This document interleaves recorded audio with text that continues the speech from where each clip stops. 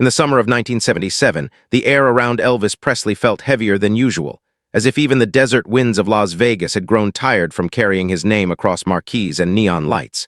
He had become more than a performer. He was a symbol of youth, of rebellion, of longing, and symbols are not allowed to falter without consequence. Yet behind the curtains and applause, there was a man whose exhaustion no spotlight could hide. And somewhere not too far from that quiet unraveling stood Dean Martin, a friend who understood more than most what it meant to smile, while the world demanded more. Dean had known fame's sweetness and its sharp edges. He had stood on grand stages, laughed into microphones, and built a persona that felt effortless. But he also understood that fame could become a room without windows. When he saw Elvis in those final months, between performances, in dim backstage lounges, in hotel corridors where echoes replaced applause, he saw not a legend but a tired soul. It wasn't dramatic. It wasn't theatrical. It was subtle, a pause too long, a gaze drifting. A laugh that didn't quite reach the eyes. People around Elvis often described him as gracious even when weary. He thanked stagehands. He remembered names. He sent food to staff. Kindness remained his instinct, but kindness does not cancel exhaustion. The schedule had become relentless. Tour blurred together. The body, once so powerful on stage, seemed to carry more strain than before. And though many accounts from that era are complex and sometimes conflicting, one truth remains consistent in those who cared for him. They worried. Dean was not a man of lectures. He rarely raised his voice.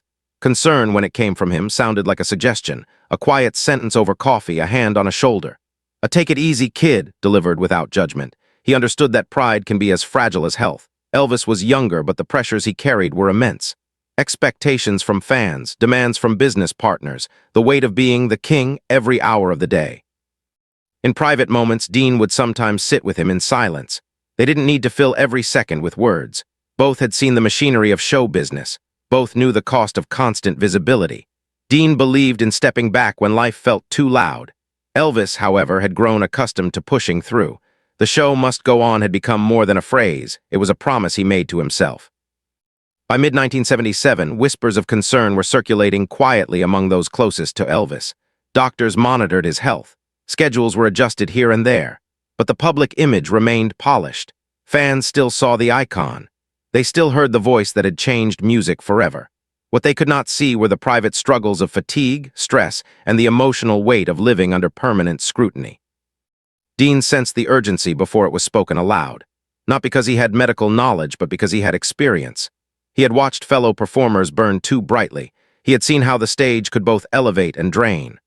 One evening, after a show that left Elvis visibly drained, Dean approached him gently. He didn't accuse. He didn't alarm. He simply asked, "When was the last time you rested without thinking about the next show?" Elvis offered a half-smile. Rest for him had become complicated. There were contracts, commitments. The machine rarely stopped, yet something in Dean's tone lingered. It wasn't criticism, it was care. And care, when sincere, has a way of echoing. The events that would follow later that year have been documented by journalists, biographers, and hospital records alike. The official reports would speak in clinical language, dates, times, medical assessments. They would not capture the texture of friendship or the quiet urgency of someone trying to help in small, human ways. They would not record Dean's late-night calls, his suggestions to slow down, his willingness to sit and simply listen. In those final weeks, Dean's attempts to intervene were not dramatic rescues. They were conversations, encouragement to take medical advice seriously, reminders that stepping away for health was not weakness, offers to accompany him to quieter places, away from the noise. He believed that sometimes saving a life begins not with grand gestures but with persistence. But saving someone requires more than concern. It requires timing, openness, and circumstances aligning. Elvis had a circle of advisors, physicians, managers, and friends. Decisions were rarely simple. Health matters are deeply personal, and the pressures surrounding a global star add layers of complexity. Dean could suggest, encourage, even plead, but he could not control the choices of another adult man navigating his own challenges. The summer heat intensified. Performances continued. The world saw the glittering jumpsuits, the powerful voice, the charisma that refused to fade. Behind closed doors, the conversations grew more urgent. Those who loved Elvis hoped he would pause long enough to heal. When the tragic news eventually reached the public in August 1977, it sent shockwaves across continents. Hospital records documented the clinical facts. Media outlets documented the timeline. Fans documented their grief in flowers, letters, and tears outside the gates of Graceland. And somewhere in that collective sorrow stood Dean, carrying a quieter burden, the knowledge that he had tried. He would never claim heroism. He would never dramatize his role, but those close to him knew he had cared deeply. He had seen warning signs, he had offered support, and though the outcome could not be changed, the intention behind his efforts mattered. Grief has many layers. For the public, Elvis was a legend lost too soon. For Dean, he was a friend who had needed rest in a world that rarely allowed it. The hospital documentation would forever record the medical conclusion. What it would not record was the emotional truth, that in the final chapter of Elvis's life, there were people who tried, in whatever ways they could, to help him find relief. And that is where this story truly begins. Not with a headline, not with a record, but with a friendship tested by time, fame, and the fragile limits of the human body. The silence after the news felt endless, but within that silence lived the memory of conversations that proved one thing clearly: even icons need someone willing to say, slow down, stay, rest. And sometimes, even when the attempt fails, the act of trying becomes the most powerful testament of love. The days following the loss of Elvis Presley did not unfold in a dramatic blur for Dean Martin. They moved with a heavy, deliberate slowness, as if time itself had chosen to tread carefully around grief that felt too large to name. News outlets spoke in firm, clinical tones, repeating verified timelines and official hospital findings, while fans gathered in stunned silence outside Graceland, holding candles that flickered against humid Tennessee air. The world mourned a cultural icon, but Dean mourned something quieter and more personal. He mourned the unfinished conversations, the gentle warnings offered in private, the small gestures of concern that now echoed back to him with painful clarity. In interviews, he did not position himself as a central figure in Elvis's final chapter. He respected boundaries and refrained from sensationalism, understanding that loss deserves dignity.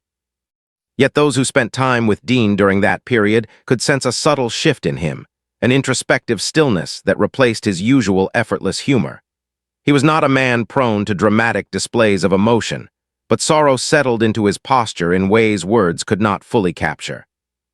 In the weeks after the funeral, Las Vegas continued its nightly glow, neon lights blinking as though nothing had changed. But for performers who had shared the stage circuit with Elvis, the atmosphere felt altered. Dressing rooms seemed quieter. Conversations lingered longer. Stories were told with more care. Dean would sometimes sit before a performance, staring at the mirror lights, remembering how fame had once felt limitless to both of them. He had seen how quickly applause could become expectation, and expectation could become pressure. He did not speak in anger about the industry. Instead, he reflected on its relentless pace. Contracts, commitments, ticket sales, and the constant demand to deliver brilliance every night create an environment where rest can appear like surrender. For Elvis, whose identity had been intertwined with performance since youth, stepping back may have felt unthinkable. Dean understood that tension intimately, and that understanding deepened his grief. It is one thing to lose a friend suddenly. It is another to feel that the warning signs had been visible, that concern had been voiced, and that circumstances still moved forward without slowing. Hospital records, as reported in the press at the time, detailed medical realities in language stripped of emotion. They outlined clinical conclusions and timelines, focusing on physiological facts rather than the human complexity surrounding them. Dean never attempted to reinterpret those findings or to assign blame. He respected the privacy of medical matters and the authority of official documentation. What weighed on him was not a desire to dispute records, but the recognition that health, especially under extreme stress, is fragile.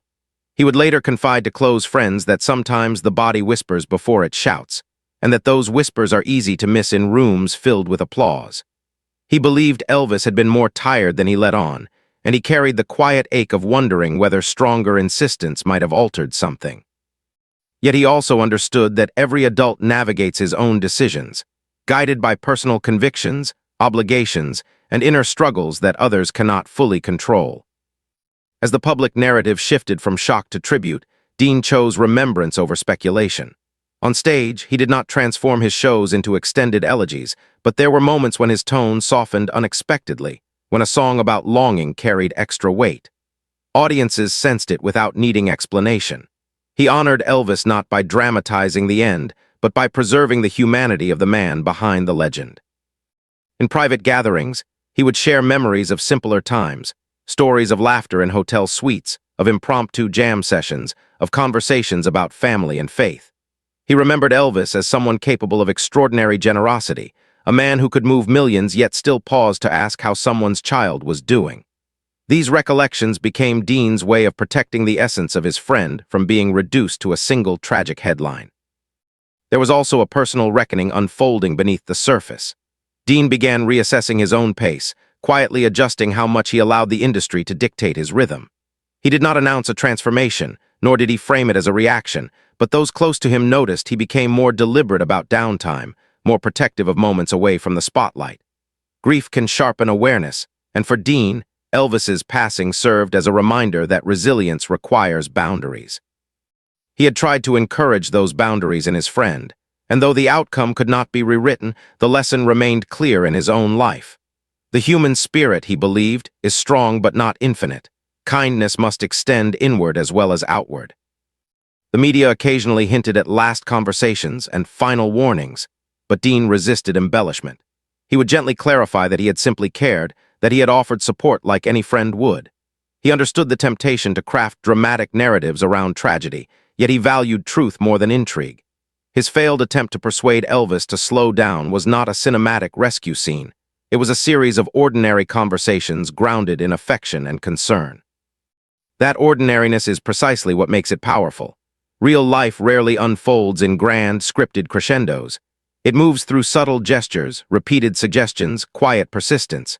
And sometimes, despite love and effort, outcomes remain unchanged. In the months that followed, fan letters continued arriving, many addressed to both men as if their friendship symbolized a golden era of entertainment that felt suddenly distant. Dean read some of them in private, touched by how deeply Elvis had shaped lives across generations.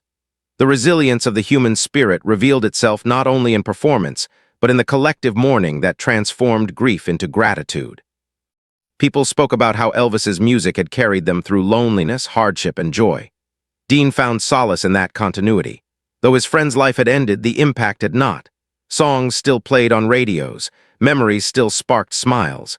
The energy Elvis poured into the world did not vanish, it echoed. And within that echo, Dean carried a quieter truth. He had tried, he had noticed, he had cared enough to speak. The hospital records documented the medical conclusion of a life that had touched millions, but they could not document the depth of friendship that existed beyond clinical lines. Dean's failed attempt was not a failure of compassion, it was a testament to it. He understood, perhaps more clearly than before, that saving someone is not always within human control. What remains within control is presence, honesty, and the courage to voice concern even when it may not be welcomed. As time moved forward and new artists rose to fill stages once dominated by Elvis's name, Dean's memories did not fade into nostalgia. They matured into perspective. He spoke less about what might have been and more about what had been shared.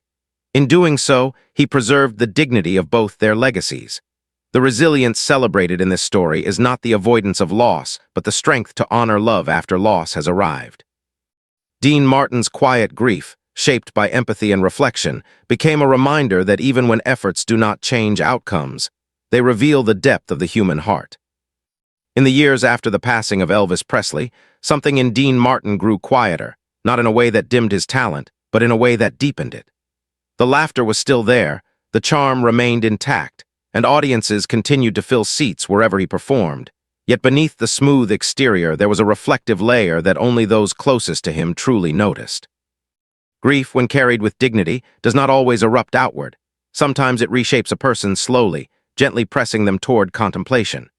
Dean found himself revisiting conversations he had once considered ordinary, replaying them in the privacy of late evenings when the applause had faded and hotel hallways echoed with distant footsteps. He would remember Elvis's tired smile, the way his voice softened when he spoke about wanting peace, the hints of exhaustion that had slipped between sentences. These memories did not torment him, but they lingered, asking questions that could no longer be answered directly. Dean never framed himself as a man burdened by guilt, because he understood that life's outcomes are rarely governed by a single moment or a single voice. Yet he did wrestle with the universal human instinct to wonder whether firmer words might have changed something. He had suggested rest. He had encouraged medical attention. He had offered companionship away from the spotlight. But friendship, no matter how sincere, cannot override personal choice or the complex web of pressures surrounding a global icon. What Dean came to understand more clearly with time was that compassion is not measured by its success rate. It is measured by its authenticity. His attempt to intervene had not been theatrical or public. It had been rooted in genuine care, expressed without agenda, and offered repeatedly in quiet sincerity. That realization gradually shifted his focus from what might have been to what had been given honestly in the moment.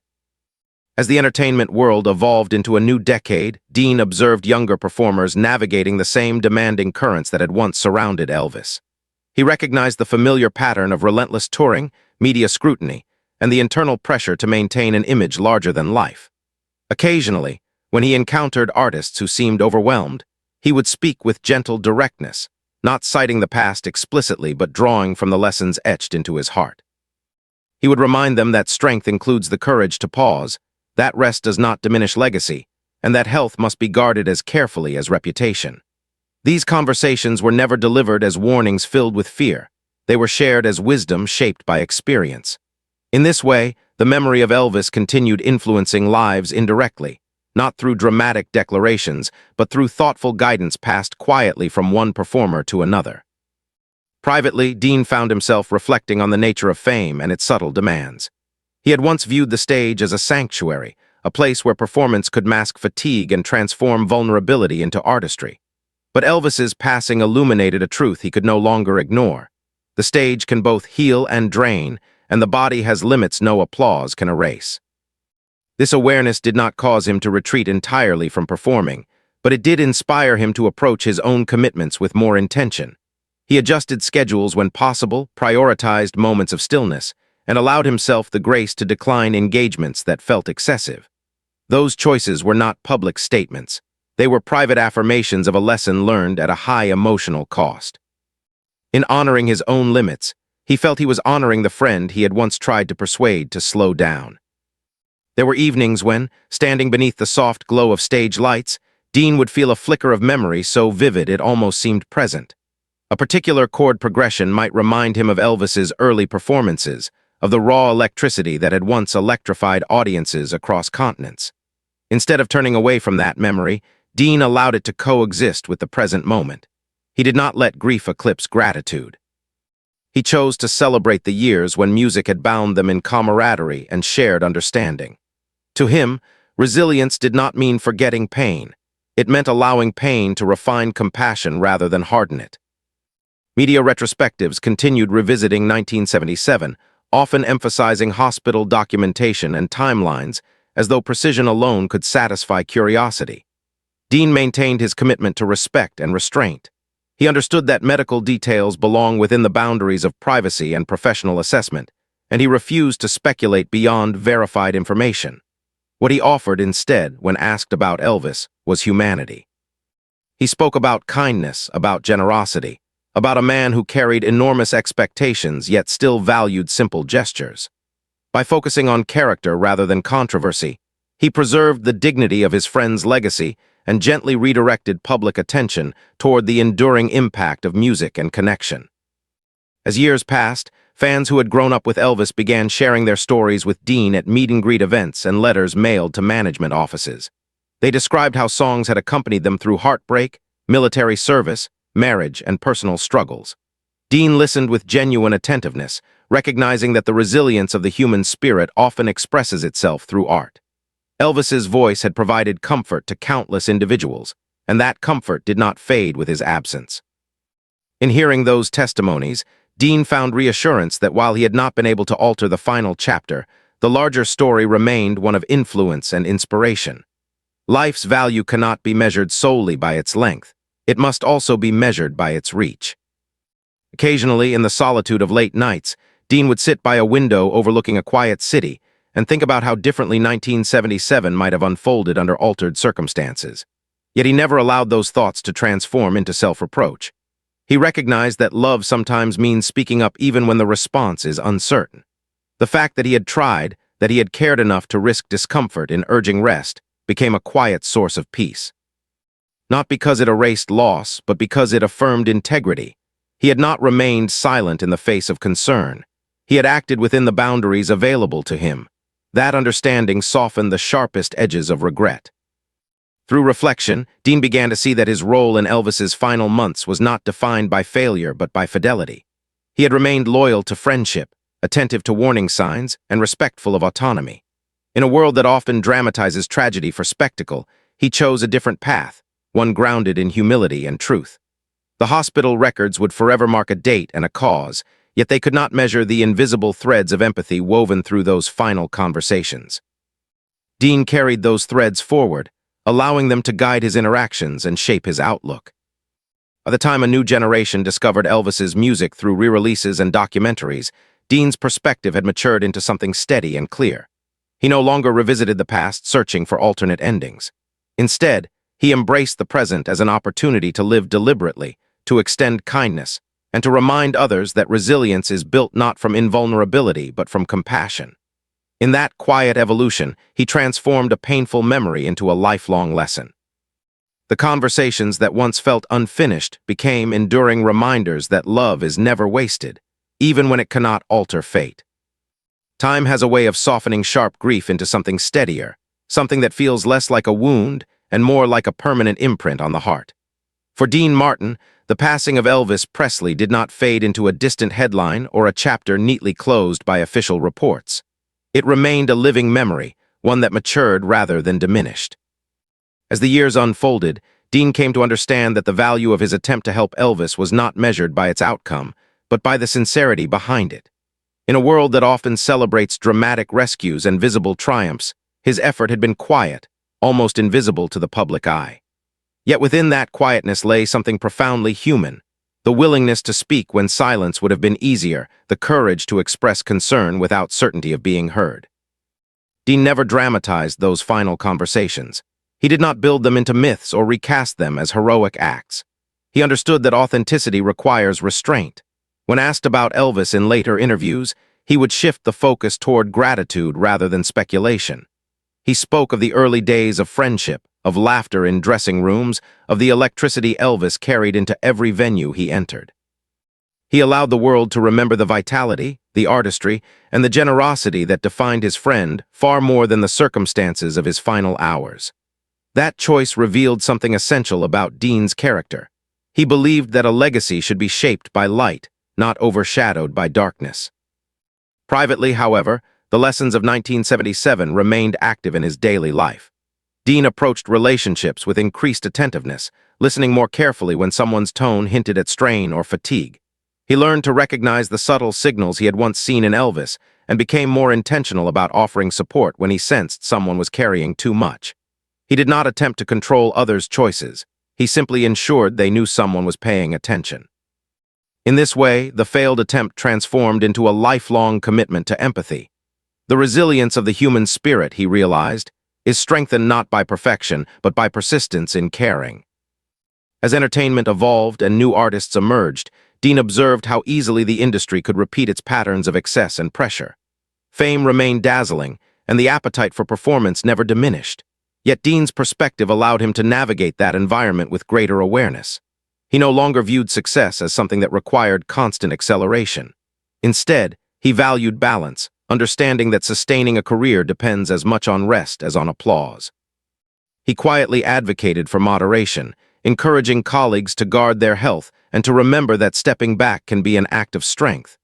These conversations rarely referenced Elvis directly, but the influence of that loss shaped every word.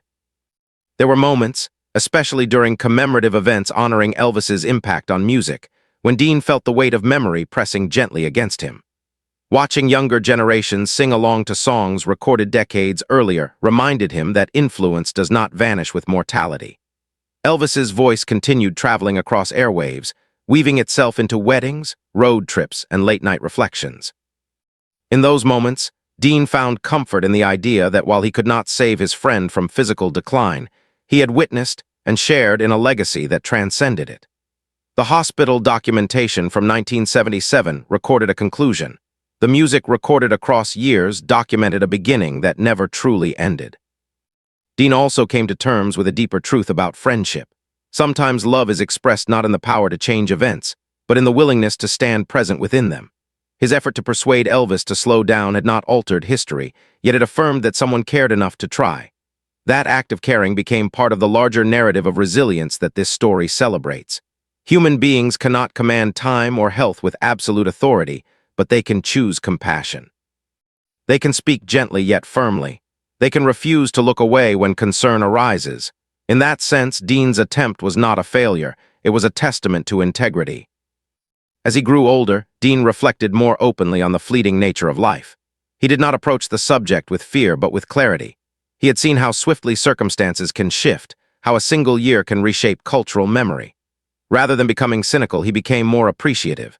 Simple evenings with family, quiet meals without cameras, and conversations unburdened by performance held deeper value. The loss of Elvis reminded him that no achievement shields a person from vulnerability. Fame may amplify a life, but it does not extend it. What endures are relationships, the warmth shared in private spaces, and the honesty exchanged between friends. In the end, the story of Dean's attempt to help Elvis becomes less about medical timelines and more about moral courage. It highlights the importance of speaking when something feels wrong, even if the outcome remains uncertain. It reminds us that empathy does not guarantee rescue, yet it shapes character. The resilience of the human spirit is visible not only in survival, but in the determination to care deeply despite risk of disappointment. Dean carried forward the memory of 1977 not as a source of unresolved regret, but as a guiding principle. Never hesitate to reach out, never assume someone else will say what needs to be said, and never underestimate the quiet power of concern. Long after the headlines faded, Dean's reflections stood as a gentle counterpoint to sensational narratives.